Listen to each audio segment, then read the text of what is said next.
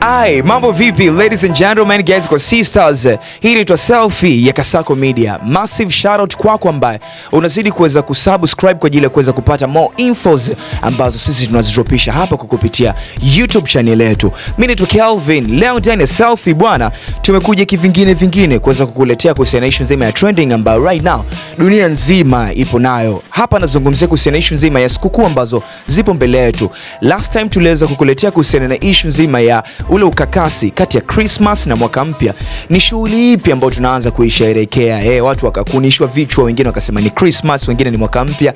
Lakini ukweli ni kwamba mwaka mpya ndio inaanza tarehe 1 mwezi wa kwanza, ndio siku ya kwanza kuweza kusherehekea mwaka mpya. Yes, ndio siku ya kwanza kuweza kusherehekewa.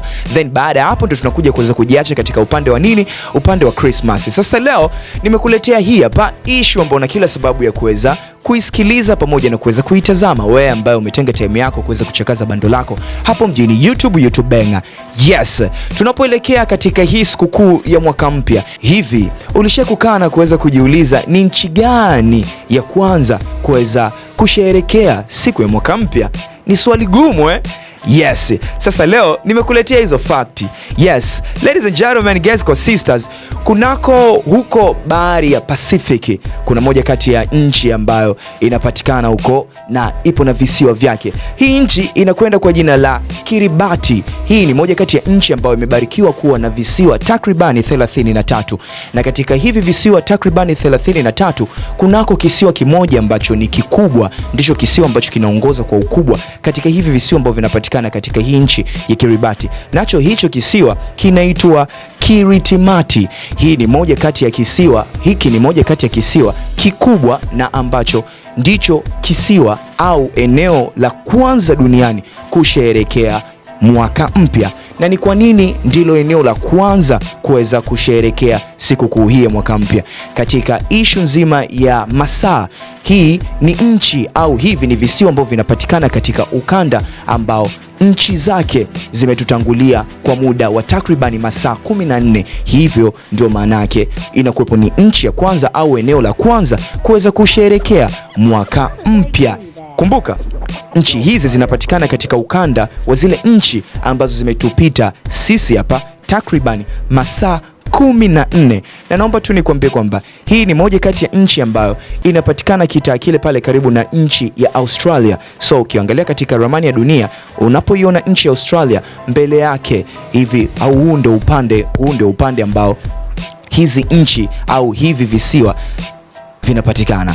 Sasa naomba tuweze tukasogea mbele. Ukiachana na huo upande wa nchi ya kwanza kuweza kuhusika kuweza kusherehekea sikukuu ya mwaka mpya, pia ulishawahi kujiuliza kuwa ni nchi gani ya mwisho kusherehekea sikukuu ya mwaka mpya? Naomba nikujuze ni kwamba kuna nchi ambayo ina visiwa, inajulikana kama kisiwa, inaitwa Niue. Hii ni moja kati ya nchi ambayo inapakana na moja kati ya nchi maarufu hapa nizungumzie New Zealand. Hii ni moja kati ya nchi ambayo inapatikana katika bahari ya Pacific, na hii ni moja kati ya nchi ambayo ni ya mwisho kuweza kusherehekea sikukuu ya mwaka mpya baada ya nchi zote duniani. Unajua dunia ina jumla ya nchi 193. Yes, sasa baada ya nchi zote 193 kuweza kusherehekea, ya mwisho kabisa kuweza kusherehekea inakuwa ni nchi ambayo inapatikana katika visiwa katika ile bahari ya Pacific, inaondoka kwa jina la Niue. Hii nchi kwa nini imekuwa ni nchi ya mwisho kuweza kuwa ni moja kati ya nchi ambayo inasherehekea sikukuu hii ya mwaka mpya? Jibu ni moja, na jibu ni easy ile kinoma. Katika upande wa kitu ambacho kinaitwa saa, unajua dunia tunaongozwa na kitu ambacho kinaitwa saa, time zone kwa Kiingereza.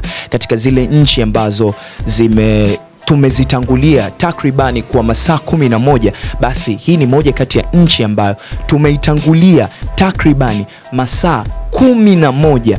Ndio maana ikawa ni sababu kuu ya kuwa ni moja kati ya nchi ya mwisho kuweza kusherehekea sikukuu hii ya mwaka mpya. Hope utakuwa umeipata sikukuu hii hapa, na hope utakuwa umeweza kuipata kuhusiana na nzima ya nchi gani ni ya kwanza na nchi gani ni ya mwisho kuweza kusherehekea sikukuu hii ya mwaka mpya.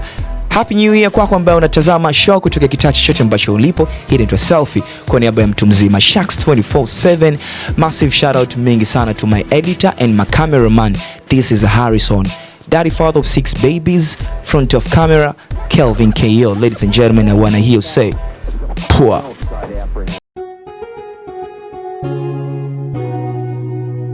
Kasako Media, tunaangazia maisha, tunaandika kesho.